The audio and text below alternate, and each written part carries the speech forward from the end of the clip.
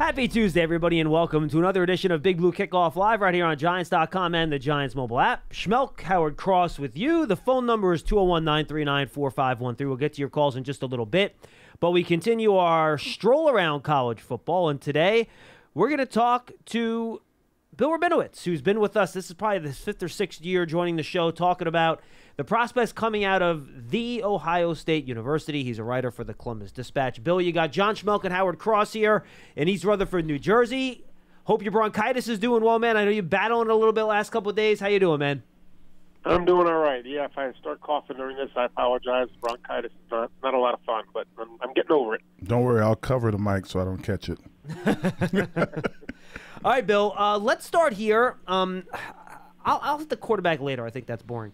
I talked to Bruce Feldman, who does a great job covering college football for Fox. Okay. It's going to show up in the Giants Huddle podcast later this week or early next week. And, you know, he does a mock draft for The Athletic every year, and he talks to coaches that prepared for the players in the draft, and he gets quotes of them about the players. So these are, you know, opposition college coaches that played against these guys. And some of the quotes he got about Jackson Smith and Jigba were really interesting. He had one coach say that thought he was better than Olave, better than Garrett Wilson, better than Marvin Harrison Jr. Like, things like that. So I guess my question for you, Bill, you've seen a lot of really good receivers come out of Ohio State. Brian Hartline has developed a slew of them. They've been great players. Where do you see Jackson Smith and Jigba kind of in that hierarchy, and how would you categorize them? Yeah, you know, it's tricky. I'm friends with Bruce, and in fact, I sent him a note after I saw that story that he did, and said I thought he was spot on with the comments that he got. So, you know, it's like, do you like chocolate or do you like vanilla? I mean, it's a matter of preference and what you need, I guess. But when Jackson Smith and Jigba is not the biggest guy in the world, he's not the fastest guy in the world. He's plenty big and he's plenty fast. But what separates him is really, I think, his lateral quickness. He's so quick getting in and out of cuts. It's almost impossible to cover. I mean, a linebacker certainly can't do it. Maybe even a quarterback would have a really difficult time because he's just so nimble. He just breaks. He doesn't lose any speed when he breaks out of cuts. And he's got great hands. He's a student of the game. You know, other than the fact he's not 6'3" and doesn't run a low 4.4, 4.3. He's really everything you'd want in a receiver. He's got, great hands. He's really good after the catch. Anyone who watched him in that Rose Bowl game against Utah at the end of the 2021 season would have been dazzled. I mean, he caught, I think it was 350-some yards and catches, receiving yards and 15 catches, broke records for any bowl game. And so, and that was the game when Chris Olave and Garrett Wilson opted out. So it was really CJ Stroud throwing mainly to Jackson Smith and Jigba. Now, Utah had a banged-up secondary, and, it was kind of a setup for them to do well. But the catches he made and the plays he made were just phenomenal. Interesting.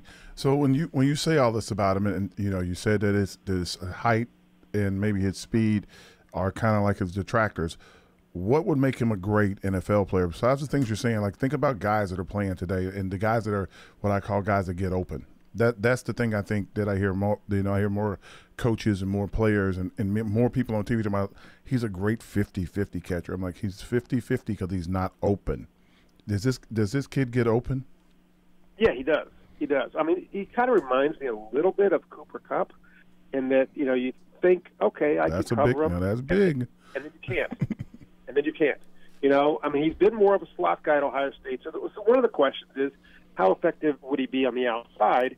That was going to be his bigger role last year, and of course he got hurt. He had a hamstring injury that lingered all year and ruined the season. I mean, I believe, and I'm not alone, if he had been healthy all year, certainly against Georgia, that Ohio State wins that game. But they didn't have him. And so, yeah, I mean, he's not a 4.3 guy. He's not going to just run by you. But football is about not track speed. It's about football speed. And his football speed is really fast. Yeah, and in the end, that's really all that matters. All right, I'm going to jump over to another position of need for the Giants here. Luke Whippler, center. Howard's going to want to ask a follow-up here, too. Give me a feel for him. I know he's kind of on the younger side. He's, not huge. He's 303 pounds, but my understanding is, and I haven't done my full tape watching on him yet, is that he's pretty athletic and pretty mobile. How do they use him? What kind of running scheme does Ohio State run? And how have you seen him develop over his time at Ohio State? Yeah, that's an accurate description. He's not the biggest guy in the world. I think Giants fans would love him. He's a Jersey guy through and through. He's got an edge to him. He's like a stereotypical Jersey guy, and he proudly, he plays with an edge. He doesn't mind if he pisses people off. Fiery, feisty guy. He's a really interesting guy. I mean, he as a high school junior, he did stand-up comedy a couple times. He's gone paragliding with his brother in New Zealand or something kind of crazy like that. He's a free spirit. But on the field, he plays with a real nastiness. And, there are stories I can't really share on the radio about him, but let's just say that, he has a reputation for being feisty.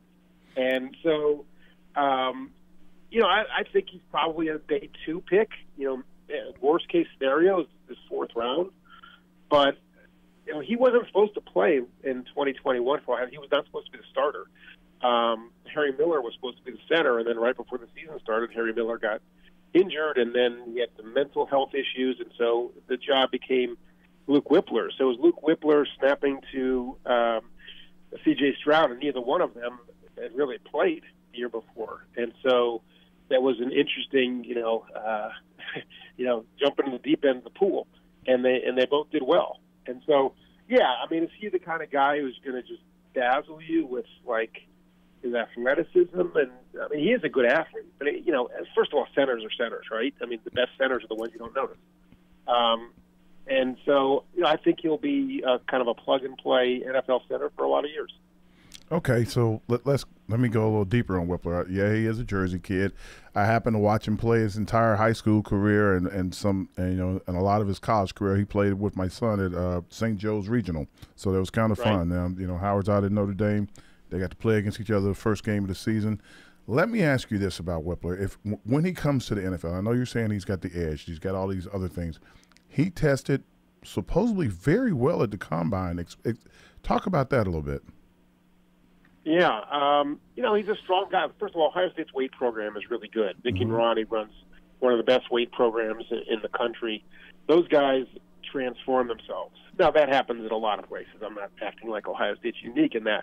But they really do take a lot of pride in their development. And he did. He got bigger, stronger, as all these guys do. And so, again, he's just, he's not the biggest guy in the world. He's, just around 300, maybe a little bit over. But he is mobile. He can pull. He can do all that kind of stuff. He can get to the second level. I just think he'll be a solid pro. How is he in pass protection? Good. C.J. Stroud, the one knock on him was that he didn't, scramble much.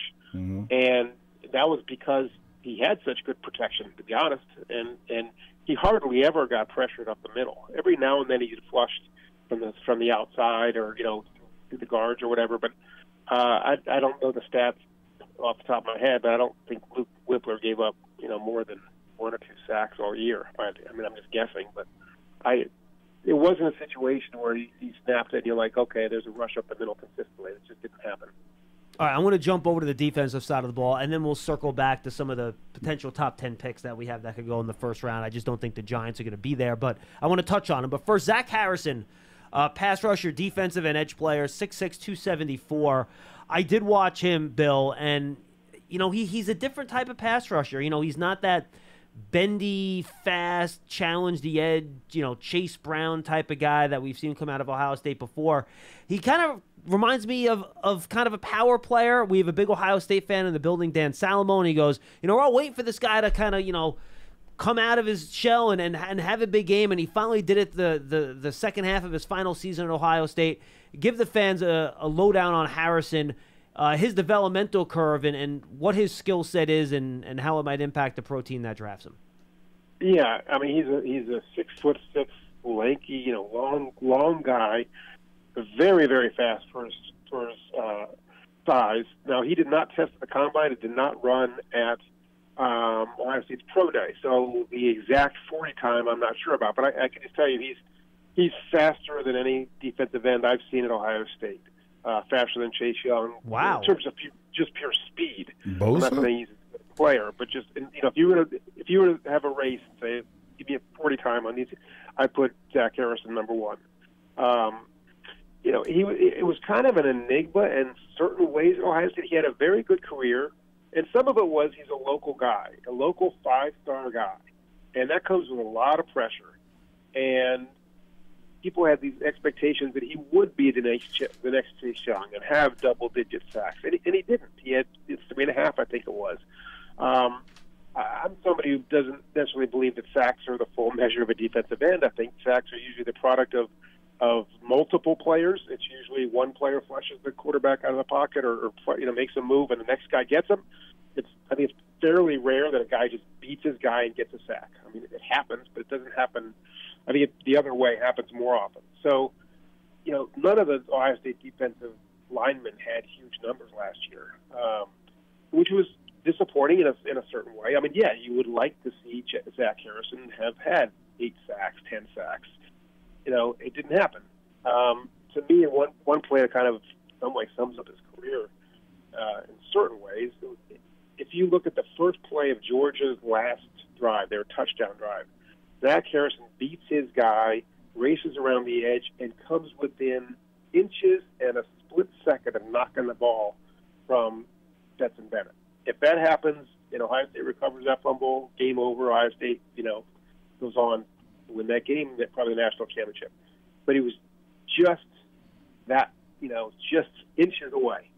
And that kind of was a fairly common thing. He made plays. I mean, I'm not trying to say he didn't make plays, but there were so many times it was like, oh, he just missed it. In the NFL, when teams are not kind of game planning for him the way they did in college, I think he could have a really good career. I mean, I think that the coaches are going to look at his physical skills. He's a smart guy, intelligent guy, hard worker, and think, okay, there's a lot of untapped potential there, and get his deal. Are you thinking day 2 pick for him, Bill? Yeah, I think so. I mean, there's somebody could take a shot at him in the late in the first round. I doubt it. I mean, who knows? It takes one team, but I think it's more likely he'd be a second or third round pick. Yeah. All right. Well, let's go back to the offense. Tell me about Paris Johnson. He big man, right? Yep. Is he like the guy that's got a day one starter? Or is he a guy that's like kind of a project guy? You got to work him in. He's going to be a really high draft pick. Is he going to be a day one starter? Yeah, I think he is. I think he'll be a top 10 pick. Certainly no worse than middle of the first round. Mm-hmm. And he came in. He's a natural tackle, but as a sophomore, he played right guard because that was the spot they had available, and it was good, but he is a tackle.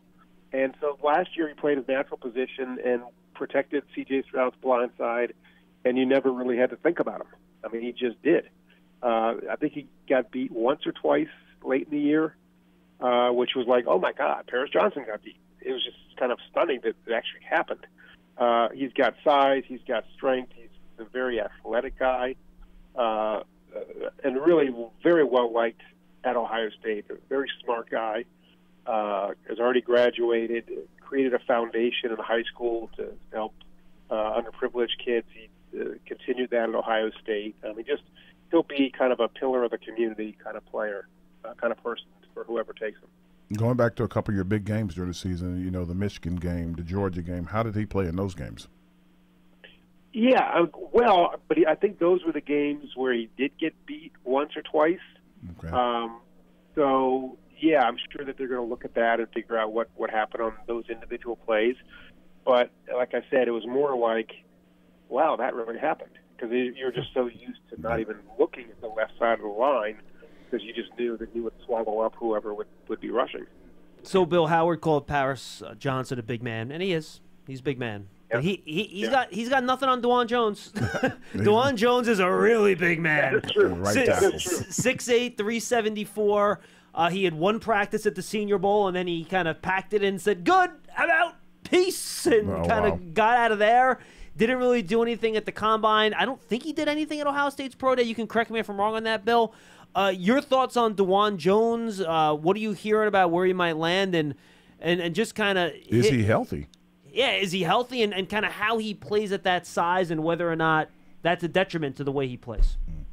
Yeah, well, you can call him like the human eclipse because he just blocks out everything. He's huge. He's 6'8", 370 pounds, roughly 365, 370. He's a former basketball player, and that's really the key to kind of understanding him as a player. He's got very nimble feet for a guy that size. He was a project when he got to Ohio State. He was a 3-star guy. Again, because of his basketball background, he really didn't play that much football. And so they knew it was going to take some time, and it did. But he worked hard. He kind of got his body reshaped. I don't know if he actually lost a lot of weight. It was more just kind of, turning baby fat into muscle. He's a mauler. I mean, he gets on the field, and he just wants to maul you. And he's so big. He's not the quickest guy in the world because he's his size. But he's so big that it's hard to get around him. And he's quick enough. And like I said, he has good feet. He is more of a project than Paris Johnson is. I don't think there's much question about that. But I've seen him projected to go late first round, which I don't think is a reach. A good guy, kind of a jovial, lighthearted guy. He'll be liked by his teammates, and there might be a little bit of a learning curve for him because you're going against the best of the best. But you can't teach size, as they say, and he's a really good athlete for that size. All right, I want to go to defense really quickly, but before Howard and I hit the quarterback. 2 defensive backs coming out, safety Ronnie Hickman, cornerback Cameron Brown. Give us quick thumbnails on those 2 guys, Bill. Yeah, Hickman in 2021 led the team in tackles with like 100. I was way beyond anyone else. Some of that was because Ohio State's defense was really bad. And when your safety leads your team by a lot in tackles, that's usually not a good sign, right? Yeah. But he was the safety net for that defense. His numbers were down last year, and a lot of that's a function of the fact that defense was better, at least until the last 2 games. So, the opportunities weren't there to make the kind of plays that he made before. He's a solid player. I don't think he's spectacular, but he's a reliable guy. Cam Brown was just the story of his career at Ohio State was injuries. He just was constantly hurt. And, he never really got to see Cam Brown play the way you thought that he would just because he wasn't healthy enough. And even when he played, was he really healthy? It was hard to tell. But he's a really good athlete. He thought he was going to run a great time at the Combine. He predicted, I forget the number, kind of a crazy number. And he ended up not running. He's not running with the advice of his agent. And then he ran at Ohio State. He ran, I think, like a low 4.5, which was probably not what he wanted. So, I would think Ronnie Hickman would be drafted mid to late, and Cam Brown would be drafted late or be a priority free agent. That's my guess. But again, I haven't studied the draft the way a lot of people have, so sure. I'm not pretending to know. I don't do a mock draft. I don't do that stuff. So that's just my kind of impression. Well, I'll make this one easy on you. Okay, there are a lot of quarterbacks in this draft. A lot of guys they're probably going to be in the first round, maybe even in the first 10 picks. But we're thinking about the first 2 guys. There's a guy down in my school, Bryce Young. I won't talk about him. And then there's a guy at your school, CJ Stroud. Give me, and again, convince me why they should take CJ Stroud number 1 in this draft. Good question. Well, I'm not really his agent, but somebody who covered him. Over Bryce Young or one of the other guys. He just throws a beautiful ball. He just throws, and it's not just that he throws a beautiful. He throws a catchable ball. He has a very light touch. It's kind of a knack for throwing hard, but throwing soft. I used to cover the NFL, and you'll know the name. I mean, you remember him very well. Vinny Testaverde. I covered Vinny with the Ravens in 96, 97, 90, and Vinny, when he was at his best, it was like throwing darts. It was like a video game. He just threw a beautiful ball. And in some ways, CJ Stroud is like that. He can throw it 40 yards, and it's got, whatever velocity it's got on it, but it's soft on the receiver's hands. And I don't know what magic allows you to do that, But receivers would always talk about that. Their hands wouldn't hurt when they would catch a pass from CJ Stroud. He calls himself a ball placement specialist, which is an interesting term, and I think it fits because the job of a quarterback is to put the ball where the receiver can catch it. And if you have to throw it hard, he can do that. If you have to use touch, he can do that. I've seen him throw balls. There was one throw he made as a junior or as a sophomore where he threw it deep. I think it was to Jackson Smith and Jigba. And there was like a linebacker in front and a safety behind, and it looked like as he threw it, why is he throwing this ball? And he dropped it in. He couldn't have placed it any better. And you just kind of go, wow, that's just a throw that you just don't see. And so, watching him throw, he just has it. Are there questions about him? Sure. I mean, until the Georgia game, he was a reluctant runner. Now, you could argue that it made sense, given the receivers that he had, to not want to scramble, to give those guys time to get open and make plays. But that was certainly a knock on him, and he admitted that he probably should have run more than he did, or at least, kind of buy time for himself more than he did. But he was better at that last year. But he's certainly not Bryce Young with his legs. I mean, nobody would pretend that that's the case. But he's a big, strong guy. He's a good leader. His teammates, really, really liked and respected him. I did this major profile on him at the start of last year and talked to him about his father and that situation. His father is imprisoned in California and his family background. And he had a very comfortable early childhood. And then when his father ran into trouble, that ended. And his mom is a wonderful lady, but it was a struggle to support the kids. And so he kind of saw both sides of things. He had a comfortable life, and then he didn't. He was a late bloomer in high school, so he understands what it's like to have to wait your turn, and he also obviously became a star. So there's a lot of empathy that he has just because of his life experiences. I think that's going to serve him well. Bill, let me do one follow-up on Stroud before we say goodbye. And I apologize for the length of this question, but I want to explain to you where I'm coming from. I hate helmet scouting, where you say, oh, well, good quarterbacks never come out of this school, so I'm not going to draft a quarterback out of this school. I don't think that's the right way you go about things. But in the same way, I feel like the offensive system in Ohio State is kind of, and correct me if I'm wrong, you covered a lot closer than I do, it's kind of been relatively the same from, Haskins to Fields to Stroud.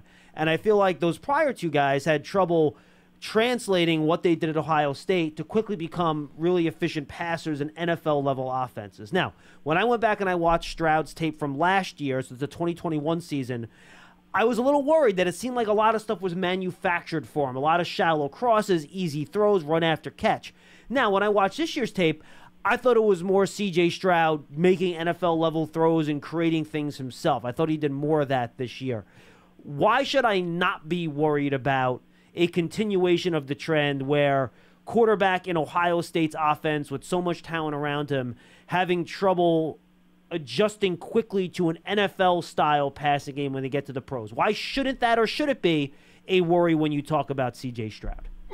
Yeah, I think it's a fair question, and a lot of it stems from the fact that Ohio State has not produced a star NFL quarterback. It's amazing. Every other position you can look at Ohio State and name 5 guys that have been stars.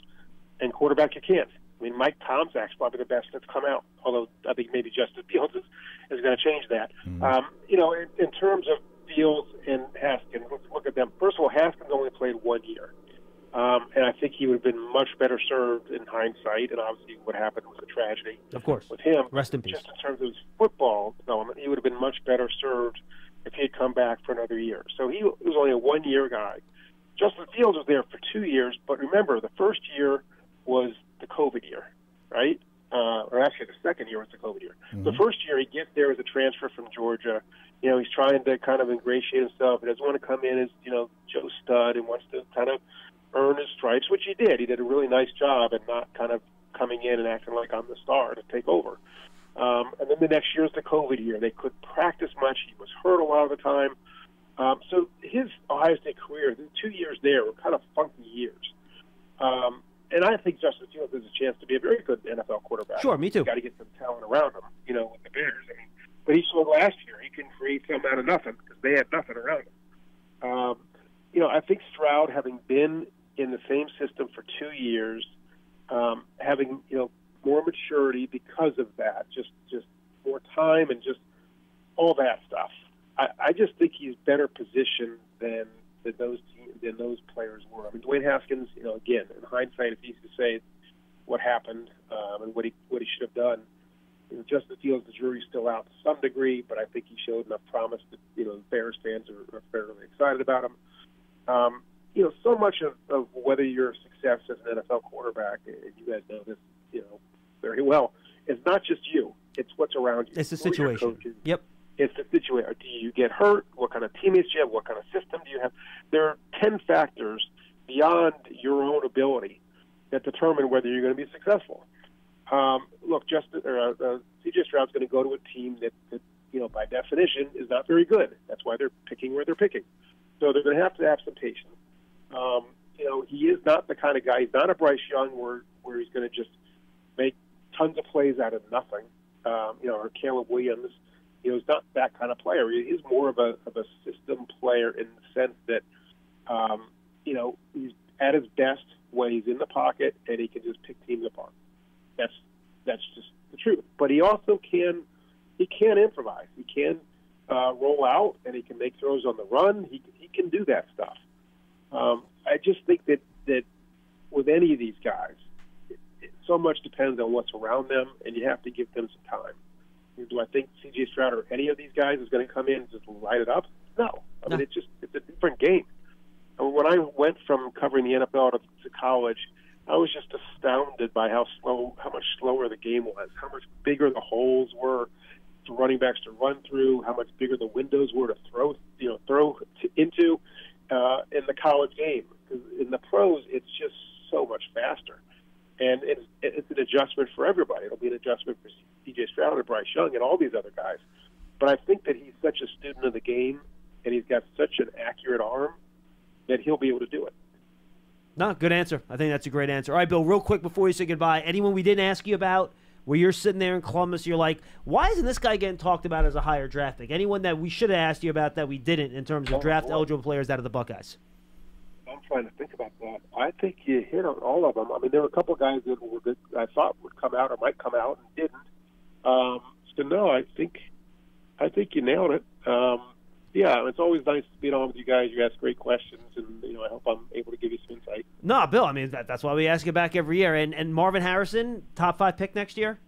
Yeah, he'd be a top 5 pick this year. Yeah, I think he might be a top 3 pick this year, to be honest with you.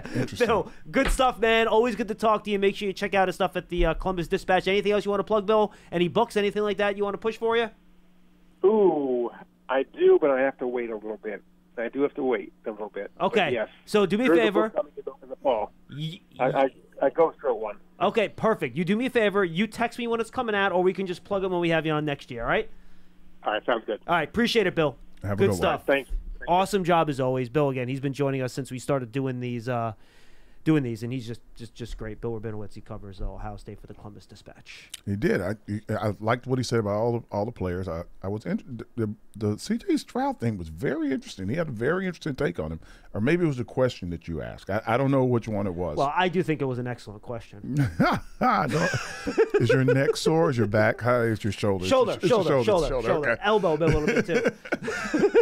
Yeah, I think that when you come down to quarterbacks, and we talk about quarterbacks, especially these guys that are like highly ranked and going to go in the first 10 picks, there is a bit of their receivers are wide open. Oh yeah, wide open. There is a bit of that. Sure. And it's also a bit of are you looking at these guys and seeing what kind of offensive lines they have, what kind of systems they have? Because he said the system a lot when he was describing C.J. Stroud, which I thought was very interesting. That that he would as a writer that's there would talk about it as a system. Like it's the system. Where I'm like, the kid looked like he could play. I mean, I've watched the kid a lot this year, and it didn't look like it was a system so much as, hey, look, he's making plays.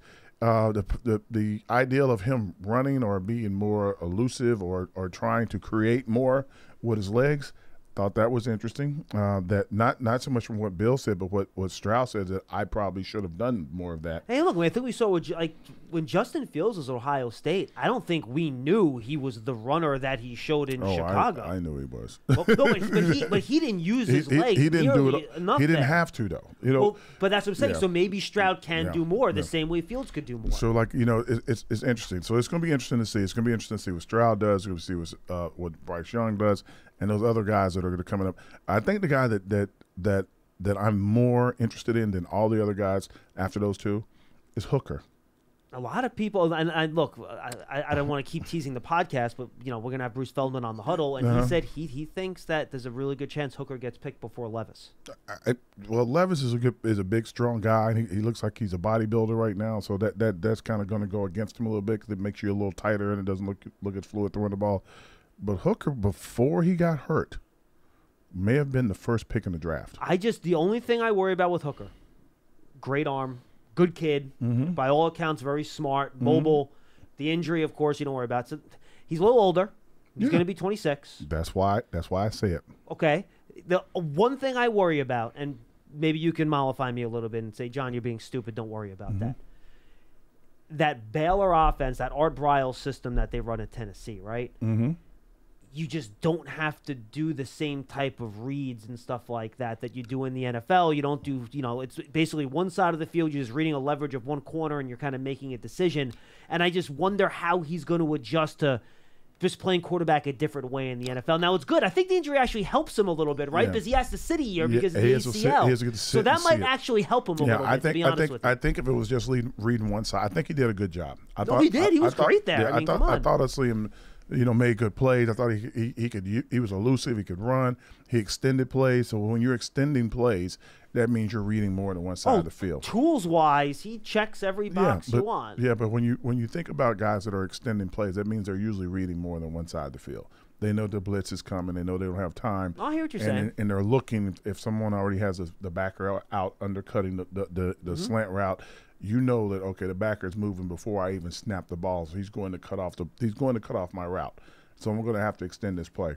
Where's the pressure coming from? And if he has enough not just ability but understanding to elude the blitz, then that's when you see guys. Like that's what Bryce does a lot. That's why they keep talking about Bryce. So you think Hooker has really good awareness of what's going on? I thought from what I saw of him last year, like I said, right before he got hurt, he looked the part. And then I was like, wow, this kid is really, really good. And I'm like, everybody's like, well, I was like, no, watch him play. Yeah. And did the ball placement, the quick release, everything. It was just perfect. I don't want to waste Giant fans' time on quarterbacks, but I have two more quickies. The first thing I do with Stroud, and luckily I haven't did a deep dive into these quarterbacks because I don't have to because the Giants are going to pick one. So I've kind of left them for last, and I'll get to them eventually. But I did watch Stroud, like I said, his tape from 2 years ago in his first year as a starter. Yeah. And what I did, I watched all his third and long, so third and 7 and more, just to kind of see how he reacted in those bad situations. And I'll tell you, Howard, all it was 5-yard shallow crosses, hope he catches and runs for a first down. It was like 75% of the plays. Yeah, but they had the fastest receivers. No, correct. And it worked, and I get it. You didn't have to do more than that. But I'm like, all right, that goes to the point. The system and the talent around them helped him. He didn't have to really make the really tough plays in those spots. But when I went and I watched Stroud this year, it wasn't that. It was more things that you would see NFL quarterbacks do in those situations. Throws past the sticks, right? Into maybe some smaller windows. And I just thought it was better. And I thought I saw real progress from the year before to that year. And then to your point on Bryce Young, you talk about systems and situations and stuff like that. And I know this is crazy talking about Alabama. Bryce Young's supporting cast was not great this year. Like, there was a lot of pressure on him. There was a lot of pressure. You don't have one wide receiver coming out in the NFL draft that's going to get drafted high this year. No, you don't. This is not Jalen Waddle. This is not Jamison Williams. This is not Devonta Smith. This is not Evan Neal. This is not Jonah Williams. This is not name your other awesome second-round pick offensive lineman coming out of Alabama. Bryce Young actually did have to operate out of adverse circumstances this year, which is why, for me, he's still quarterback number one for me. I get Stroud, and I like him. And, frankly, he's one of the more accurate passers I've seen come out of college football in a while. He just throws a sweet ball, and it's accurate as hell. But if I'm picking one, and I don't have to ask you who you're picking. I know who you're picking. If I'm picking Young, I would still go Young Yeah, I think most people would. I mean, I understand despite the size, and I get it. I think they're using that as trying to like be a detractor to make sure that maybe Bryce is kind of small. Maybe you should pick Stroud. Like kind of one of those kind of things. Yeah. That's what they do at draft. They lie all the time anyway, so it's interesting. Who do you think the Panthers are going to take? I think if it's me, I'm going to take. I'm not asking if it's you. I said, who do you think the Panthers are going to take? They should take Bryce Young, and the reason why they should take Bryce Young, they need to take a quarterback that's going to have a little bit more creativity if things are going wrong in your first year, and you can do more. If you do that with Stroud and he's forced to be creative, I don't know what you're going to get. Yeah, I feel – you know what, it's Howard? I think you're 100% right. Yeah. I think if you put Stroud out there early in a bad situation – I think it could look really bad. And the only other pick, if you're going to do one, it would be you'd have to Hooker can't play. I can't pick Anthony Richardson. And you'd have to take Levis, somebody that's going to take a beating and just going to like go through it. But you're going to ruin them for. I mean, it's like a throwaway pick if you do that. I mean, he already almost got ruined this last year in Kentucky. Exactly. I mean, he played hurt. He got the what beat out of him. So anyway. Good conversation. I think that was great. Now we'll get to your calls at 201-939-4513. But first, a reminder, subscribe to the Giants Huddle podcast. Guys, I don't want to hurt my elbow and shoulder, pat myself on the back, but I really do think we're putting out really good draft content on it. Make sure you go check it out. We have a new one coming out today that I believe either just posted or will post shortly with one of our friends from Sports Information Solutions, one of their scouts. Last week we had... let's see, who do we have coming on last week? I'm trying to think who we haven't had last week. But we have a bunch of really good draft guests that have come on. We have Bruce Feldman coming on later. We're going to try to get Len Zierlein on at some point. Eric Helm from NFL Network, NFL.com. So just go back, listen to all the interviews. I try to touch different topics and different players with each guy, so it's different each episode. Make sure you go check it out. You can find it in the Giants app. Search for Giants Huddle on your favorite podcast platform, or go to giants.com/podcast to check it out. And if you remember, if you're on Apple Podcasts, whether it's Big Blue Kickoff Live or the Giants Huddle, leave your 5-star positive review. I have only got a couple. I want some more coming in. Leave that review. Take the screenshot. Take shots at any one of us. I'll read it. We'll have some fun with it on the air. We appreciate that. It helps our visibility on those platforms. And back to Luke Whippler, John. He could be a Giants draft pick. He could be a Giants draft pick. Absolutely. And it's very interesting. Like if the Giants don't go center on round one and he's sitting there with the Giants' late second round pick, I don't know if he's getting to the end of the third. So I think if you want him, it's going to be interesting. I think you got to pick him in the 50s if you want him, and I think it'd be a good pick. I hope it would be. I mean, if he's going to come, I'd hope any pick they get is going to be a good pick. Right. I'm not going like I don't know anybody that's like we're at 25, so I don't know anybody that's a home run. No, there is no home run at 25 so this year. 100%. It's going to be interesting to see this draft, how it turns out. I can't wait. It's going to be a lot of fun. 201-939-4513. All right, we'll start with Jason in New Haven, then we do have some open lines. So get on the wire here, and we'll talk some draft. Jason, what's going on? Hey, guys. How you guys doing? We're great. Very good. What's up? Yeah, thanks for taking my call. Just want to give you guys credit. The content you guys have been putting out has been, in my opinion, top-notch, just from the interviews. Thank you. Behind the scenes, like, you guys have just been awesome. So I just wanted to give you guys your flowers, per se. So thank you very much. I appreciate that, Jason. And by the way, thank you for listening to everything, because if you guys weren't listening to it, we wouldn't be producing it. And you guys are. Our numbers are good, so we appreciate your guys' patronship. Absolutely. I'm going to make just a few quick points, because I know you got other callers. So the first point, I know a lot of fans are, and I've heard other callers just, calling into your show, just on Twitter, just all over, asking for, like, bigger receivers, when we're going to get a big receiver. And my thing is, I don't think size in the league matters as much as far as receivers. I think the game right now, in my opinion, you guys could tell me if I'm wrong or not, I think the game now is more about space and angles more than, we need a 6'6" wide receiver to go get a jump ball. We do have Waller, we have Hodgins. Jason, I will say very simply, Howard and I both agree with you on that. 100%. 100%. All right. So I'll move on to the next point. So, second thing, I'm going to take it kind of into the general manager. I think Shane has done an awesome job. I think I called last week and gave him his kudos for the free agency we had. Two things that I thought were great were how he's handled the Julian Love and Saquon Barkley contracts. Now, from my opinion, I'm not, in your office. I don't know what goes on behind. I'm just a fan. But from what I could see, it looks like he sets like a market for each position, and if the player doesn't take it, he kind of moves on. I could be wrong, or maybe I'm reading too much into no, that. No, Jason, look, Joe Schoen has said publicly he will set a walkaway number for each guy. And he's like, look, we're willing to go this high, and if you don't want that, then we're going to move on, and you can move on. And he sets a walkaway number for each prospect and, and each player. And, look, I think – look, I don't know that this is true, but I think if Julian Love would have said to the Giants back in November during the bye week that I'll sign, for $6 million a year for 2 years, I think the Giants would have signed that contract. But once you get into free agency, you start signing other guys, things start changing, numbers move around, things can get complicated in terms of timing. So, and look, and the same thing with Saquon, right? Like there was a contract on the table before they put the tag on him, before he got the free agency. But then once the tag on him and free agency starts, as Joe Schoen said, that contract offer is gone. Now we're in now we're in a different ballpark. So yes, I think Joe Schoen does have a very, maybe structured the wrong word, but a very disciplined way of going about how he handles some of these contracts. Go ahead. I think also you have to think of it like this: is when you're looking at some of these guys and what's happening and stuff, and the Giants are doing and Joe is doing a very excellent job of it. There is a market for everyone, and as a former player, I can tell you this as a fact: there is a market for you. If someone is trying to extend you, you should listen very carefully to what they're saying. Now, if you're going to bet on yourself, like a lot of guys do, you bet on yourself. But there are extenuating circumstances that you don't think about. You could have the best year you've had in forever, and they may like you and they may want you. But then when you get ready to, I want to test the market, and you look up and there are 8 more guys like you in the market trying to test the market. Running backs this year. You could be in trouble. And that's kind of what you're seeing with Saquon.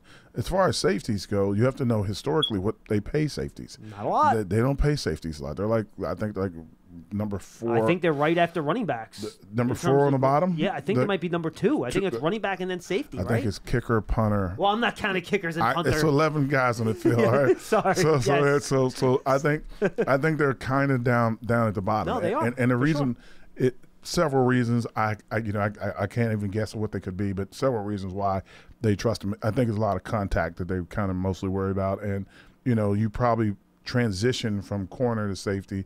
That's when you play the longest. But if you're a safety, there's no transition unless you can step up and be a linebacker. And that's pretty much it. So I think with Julian Love's case, once he was like, okay, well, let's wait and see. Never wait and see if you want to make a deal. Well, the player is waiting and seeing while the Giants decide to go do other things. It's not even that. It's just if you can't wait and see, because you don't know what's going to happen in your market. Right. I mean, you might go somewhere and get a lot more money. You could, but then you could be in the market where there's a lot of guys like you. Well, like I said, running back.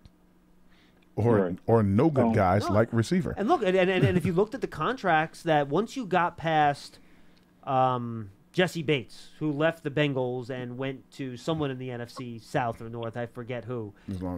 Vikings maybe? I don't remember. He signed for huge money somewhere. Once you got past Jesse Bates, no one was over $10 million a deal. And even Jordan Poyer, who's a Pro Bowler, he signed for $7 million in Buffalo. It's just not going to happen. Exactly. It's just not going to happen. Yeah, and I think there was a misreading of the market there. And we all complain about Jackson not having an agent and how it is affected him.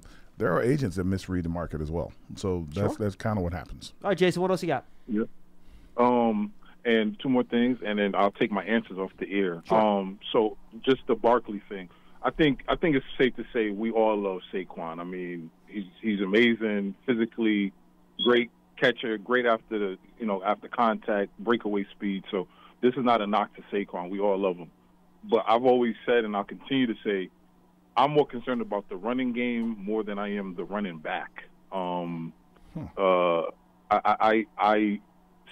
is head and shoulders above a lot of backs in the league as far as physical traits, but give me a running game that will submit a defense. Give me that. Give me a strong O-line. Then give me the running back. Last point, and I'll take it off the air. This is a hypothetical. I'm not saying this is going to happen. Trades could happen.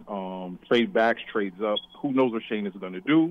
I think we're all presuming what he's going to pick, but we really don't know. So let me ask you guys your personal opinions outside of just being a Giant, just your personal opinion. If I told you the first 4 picks of the Giants were going to be Nolan Smith, in the first round. Like that. Osiris Torrance in the second. Like that. Luke Whippler in the third, and Zach Pickens, the D tackle from South Carolina. Hand me a pen. In the fourth. Hand me a pen. Where do I sign? Hand me a pen. Yeah. So, and I'll take it off the air. I played defensive end in college. I'm not as accomplished as the guys that made it to the league, but I know a little something. I'm a big believer in the lines on both sides of the ball. D-line and O-line. Those are the positions that actually win the games. Yeah, we talk about receivers and corners and the quarterbacks, and they're all important. But if I could get those 4 picks now, those plays might not even be there. Trades up, trades down. Who knows what's going to happen? But to me, if those picks are the 4 and it's heavily D-line, O-line, to me, I would think it would be a knockout of the park. And I'll take your answer off the air. Thank you, Jason. All right, we'll get to your running back point in a second. First, let's talk about those 4 players. One, I think they're just really good value. Nolan Smith, I think, will be gone in the top 17, 18 picks. Absolutely. He's just a dynamic player. I mean, he's a freak. Like the way he moves and his size and all that stuff. And he's actually pretty good against the run for someone that's only 238, 239. Okay. He's a good player. I don't think he'll be there when the Giants pick. The same way I don't think Osiris Torrance is getting to the 50s. I think he's gone by pick 40. Yeah, he'll be gone. Early second. And like I said, I'm not sure. Maybe end of the first, but early second. Correct, sure. Absolutely. And I'm not sure Whippler's getting to the 3rd round. So I liked – and look, and would I say, I wish I could have gotten a wide receiver? Sure, but I think your value was so good. I would sign up for that in a second. I just don't know if that's going to happen. Well, that, and I think that also there might be some receivers, if they fell to the spot that your grade is so high on them, you can't pass them. If for whatever reason, which won't happen, if Myers falls from the Notre Dame kid falls all the way down to 25, they got 2 tight ends. They're going to pick him. Boy, and let me tell you, I talked about the Bruce Feldman interview. Yeah. He could not find someone to say something bad about Michael Mayer. You can't. The Mayer's been if guys like that fall to you for whatever reason, you're going to probably pick him. Just pick the best player. And Mayer, by the way, would be someone you could play with Waller. Yeah. Like, you could play those guys together. And the other kid, and then on the other hand, then there'll be a kid like the kid out of Georgia, the phenomenal, the monster. He was going to be the greatest player. He could be the first pick overall, and then he has the drag racing accident. Oh, Carter, you meant? Yeah, Carter. Oh, I thought you were going for the big tight end. No. Come to my Carter. Yeah, Jalen Carter. If he falls to you, you got to consider all the things around him. Yeah, I mean, that's the problem. I don't even know if that guy would be on the Giants board with all the stuff off the field. I don't know. No idea. And the off the board stuff isn't like he's doing anything other than driving fast, and 2 people died in that incident. Yes. And even though he's pleaded no contest, and he's probably not going to get in trouble for it, probably, but that's a big thing. Yeah, and it's still, do you trust his judgment, right? Yeah, that's kind of the thing. Can I trust him around my guys? But trust me, there are a lot of NFL players that drive fast. Yeah, I know. Believe me. If you were ever leaving Albany from training camp at the end of August, trust me. Anything I was driving was moving pretty quickly. But anyway, put it this way, if you're on 87 South, oh my goodness, make sure you're in the right lane. Oh my goodness. Those back in the day. We're all older now. That doesn't happen anymore. We have little kids in the car. But so there are things like that. So when we think about the draft, I'm thinking about 25. And we should have actually looked at some of the 25 picks over the last few years. Didn't even think about it. No, actually, we don't have it. We'll be one more call coming. We can always do it before we wrap up, or we can save that for next week, too, if you want. We'll try to save for next week. But I really want to see who those guys are and what they did last year. Yeah, because right now I don't have a college set up for next Tuesday, so we can make that our main thing to start the show next Tuesday. I'd like to see what the last 2 or 3 years of those guys were, and because last year's guy may not have played, but the guy the year before probably did, and the guy year before him probably did, and the guy year before him probably did, and we would know better. So we'll see. We'll definitely see. Pearson, I don't know if he's run to the bathroom or where he's gone, but we do have a couple calls coming in, so I'm just going to take them cold and kind of see what happens, right? See who it is. All right, so let's see. You're going to hear a click, and hopefully, there we go. Now you hear me. Caller, you're on the air. If you just heard a click and you were ringing and now you're not, that means you're talking to John and Howard. What's your name and where you're calling from? Hello? Anybody there? Going once. Caller going twice. And terrible foul. Worth a shot. Yeah, that was a good try. You just missed a call, Pearson. You're killing me. I tried to take him raw. It didn't work. I did. I tried to do it. But no one was there. I made an honest effort. There's a Twitter question on your BBK tweet. Oh, there is. Uh-oh. Let me do that. Thank you. I appreciate Twitter that. Let me see. Twitter questions. All right, let's old go Twitter to the sphere. old tweet comments. Thank you, Pearson. I appreciate you letting me know. Here we go. From Kyle_Vert53. In your opinion, what's the major difference between the internal players transitioning to center that are on the roster now from when Gates made the transition to center? Would you rather have a guard with NFL experience transitioning to center or a rookie center with no NFL experience? I think the word NFL experience is a little overrated. Can you do it or can't you do it? It's pretty much a question. See, the difference is that you're going to play in games where you're going to get guys like Dexter Lawrence in front of you. If you get a Dexter Lawrence in front of you, you could be a pro player, a college player. You could be a player from the second realm of hell, and he's still going to beat you. Do you like the idea of having a guy that's always played guard try to move to center, though? Or would you rather have somebody that played center in college try to go to center in the pros? I guess that's kind of what the question is. Well, here's what I would like. I would like a strong, athletic, smart guy that's willing, that can, after he snaps the ball and gets his hands up quick. Whoever that is. You're not answering the question. That is answering the question. Doesn't care. Because the theory that people have is that you need a true center. I'm like, yeah, but there's only a few guys that are that good at center. Like, I go back to my favorite guy at center is Dwight Stevens from back in the day. Ooh. Roll Tide. I go all the way back to him. And then, like, I can't think of another guy that really jumps out to me that was like a great center. The kid at Philly's playing pretty good right now. But outside of that, it doesn't really resonate. So that's what I'm saying. You have the reason why you have talented guards is because they are talented. And if that kid can snap and get his hands up, those guys, all three of them, probably all five of them, know where the Mike backer is, sure, where the blitz is coming from, and what to look for, where they're going to slide. If you get a guy that's talented with his feet and can snap the ball, that's what you want. And the stronger and the quicker he is, guys that can pull, guys that can do all this other stuff, that's what you want. And if you don't have that, whether he's a super talented center coming out of college, whether he's an interior guard who was maybe not the best guard that you're like, okay, we can slide him to center. No, you can't. If he wasn't a good guard, you're not just going to slide him to center. No, I understand. You got to be good at the reason why they have utility players at Alabama, at Ohio State, and all these schools, because they can play every position. You heard them talk about, he wasn't really he played guard for 2 years and he slid out to tackle. He was a tackle. We slid him all the way down to center. These kids can play all the positions. They're big, they're strong, they're fast, and they're athletic. There are some guys that you bring in from free agency or wherever that's what they do. Yeah, fair enough. You bring them in. You don't bring in true centers because he can only play one position. You bring in a guy to play all three positions interiorly.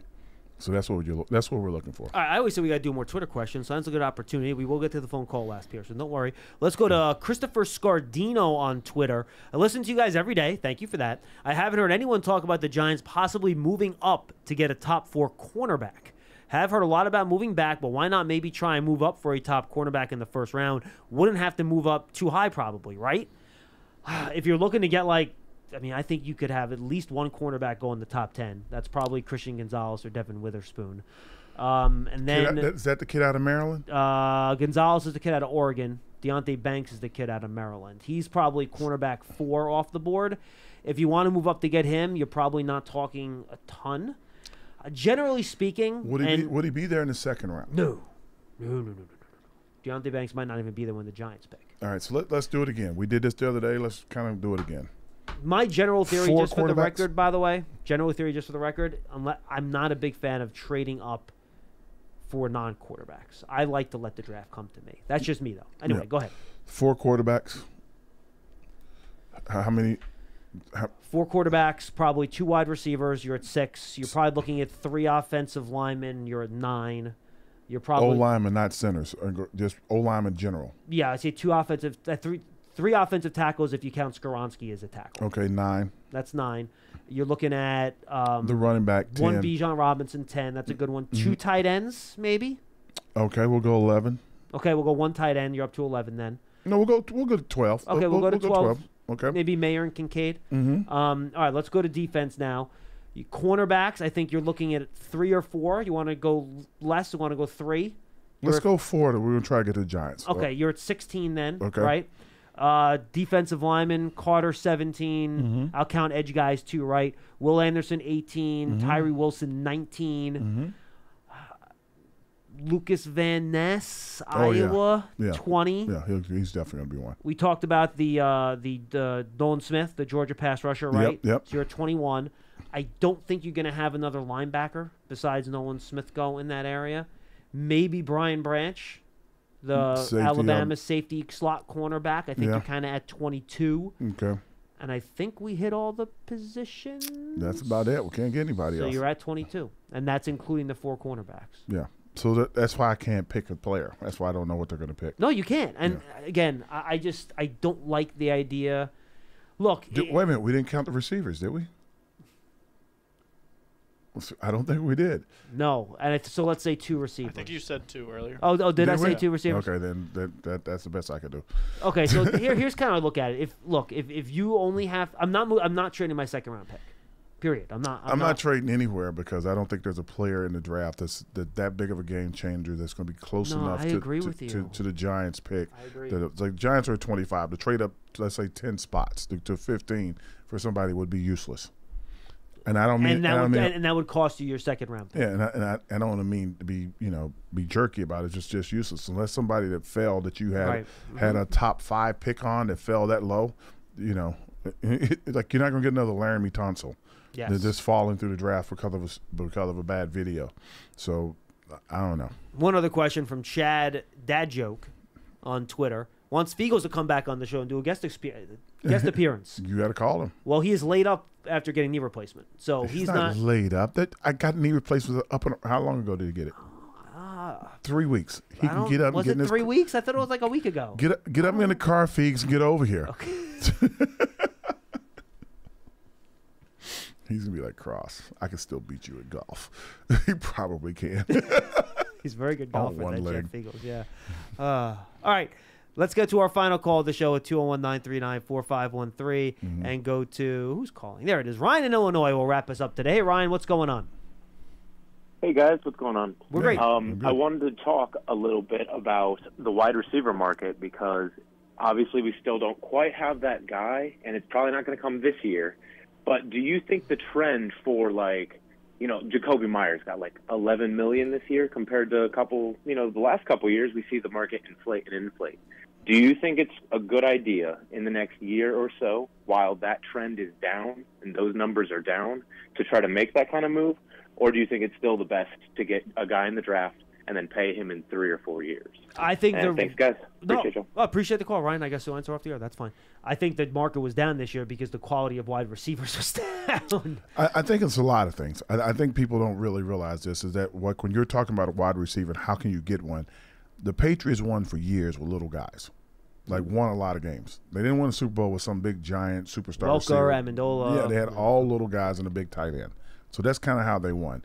I think in Kansas City, they've won with a big tight end and little quick guys, really fast guys, but quick guys. They didn't have a 6'4", 6'5" receiver. No, but Tyreek Hill was special. Tyreek Hill was special. Yes. He could jump over you and get the ball. But again, they're all quick guys. The point is, you want guys that are going to get open. Yep. And if they're 5'10", whatever, and they're getting open every time, you want those guys. If you get a 6'3" guy he's battling for the ball and he can back you in like a forward and get a rebound, that's great. He's not open. And I keep telling people that, and I keep saying that over and over again. You want guys that are going to get open. You want Daniel Jones to take 1, 2, 3, click, ball's out of his hands because that guy's open. Yeah, look, and I'll say this. I don't think the wide receiver market is down. I just don't think this was a very good wide receiver free agent class. I mean, Jacoby Myers is a good player, but he's like a low-end 2, high-end 3. And I think all the guys that were decent guys that could have been a 1 or a high-end 2 are guys that are, quote-unquote, they got traded for. 100%. Those guys aren't even hitting. T. Higgins is not going to become a free agent. No. He's either going to re-sign with the Bengals or they're going to trade him. He's not going to become a free agent, so 100%. They're going to want something for him, kind of like a baseball trade. They're not going to let him go out to the market, or like the Knicks who got Bronson. They're not going to just let somebody get away for nothing. They're going to try to figure out how to capitalize on if he's unhappy. Whatever. Just go through it, man. And he's not unhappy, by the way. That's the other thing. He's not unhappy, he's going to play with Burrow and Chase, and the Bengals don't want to trade him. Yeah, so they got. He might even take a hometown discount. That's what you got to worry about with guys like that. I mean, just look at the last great wide receivers that changed teams, right? A.J. Brown, trade. Tyreek Hill, trade. Devontae Adams, trade. DeAndre Hopkins, trade. Stephon Diggs, trade. Out of all those guys, which one won a Super Bowl? Look over here. Look at me. Is that 0? That's true. It's really weird. The best cornerback. Now, Tyreek Hill did win one before he went to Miami. Yes, he did. Yeah. That's right. Tyreek Hill. Fair. No, but that was before the trade. It wasn't after the trade.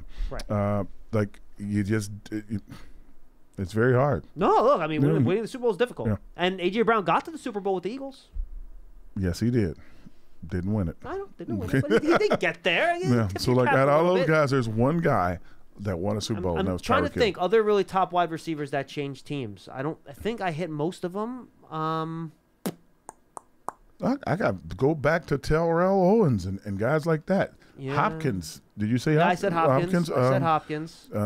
You said the guy out of Oakland. And Devontae Adams, yeah. Debo Samuel stayed in San Francisco. He didn't move.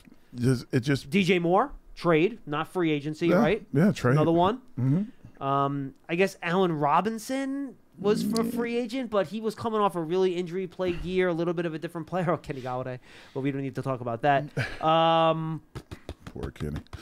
But my point would be Brandon Cooks trade, right? Yeah, but my point is that teams always talk about they want to be more explosive, they want to be all these different things, they want to have this. Zay Jones. Yeah, Zay Jones. I mean, none of these guys outside of not Zay Jones, Christian Kirk or something. None of these guys have really changed the complexion of their playoff run. Basically, itself, I would give the kid down. I get the kid down in Philly more looks than that because if Tua would have stayed healthy, Tyreek Hill maybe could have been in that conversation too. Yeah, so like those two guys maybe, but the Raiders it didn't work out so well for Devontae. Yeah, so but for the most part, they don't really like. They're not the player that pushes the team over the edge, and that's what I think. And I don't mean any harm to him. Tyreek Hill again is a unique player. I don't even call him a receiver. I'd call him a specialist. But most of everybody else, they don't really push anybody over the edge. And I think it's still, you got to draft one. If you want to find a really good wide receiver, I think you got to draft one. Yeah. Unless you want to trade draft picks for one and then pay them on top of that. I would rather just draft one. That's me. And again, most of those guys came in trades. None of them were like picked. Like I think Randy Moss got picked up by the Patriots. I don't think he was traded for. I think the Raiders were I think because he dogged it so much with the Raiders, I think they were forced to trade him like a 5th-round pick, right? Wasn't it something Pearson probably knows? That what they trade for Randy Moss, like a mid-round pick, right? It was a mid-round pick. So. Yeah, so like good trade, by the way. Yeah, but again, it got him to a Super Bowl, didn't win it. Now he did help create basically maybe the best offense in NFL history. Again, got there. I was standing on the sidelines. But they did look. I'm not going to poo-poo getting to a Super Bowl. No, I'm not. You can't poo-poo getting to a Super Bowl. I think every team wants to get there. I think a lot when you're the Giants and you got 4 trophies, you like a 5th.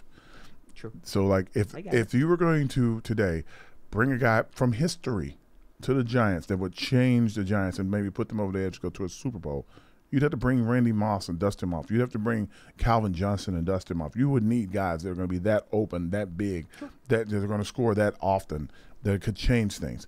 Outside of that, there are not guys in the league like that. Good stuff, Howard. Howard Cross, John Schmeelk, Big Blue Kickoff Live, Giants TV, the app. Go check it out. Apple TV, Amazon Fire, all those other streaming devices. Make sure you go check it out. It's free. It's all the Giants content. Again, it's Giants TV, the Giants connected TV streaming app. Also, bring your Giants fans to the next level with a season ticket membership. Stay connected to the club all year round, not just on game days. Memberships are now available for the 2023 season. Learn more. Go to giants.com/tickets to find out about all the exclusive member benefits. Limited inventory is available. For Howard Cross, I'm John Schmeelk. Tomorrow we got Michigan and Oregon prospects with Lance Meadow and I. And then we have like 8 schools the final 2 days. No live show Friday. The office is closed for Good Friday, but we'll record a Big Blue Kickoff live for you on Thursday. And we'll have a Giants huddle for the holiday weekend as well for those of you observing Easter and all those other festivities. Make sure you check it out. But again, Lance and I back tomorrow at 12:30, Big Blue Kickoff Live. We'll see you then.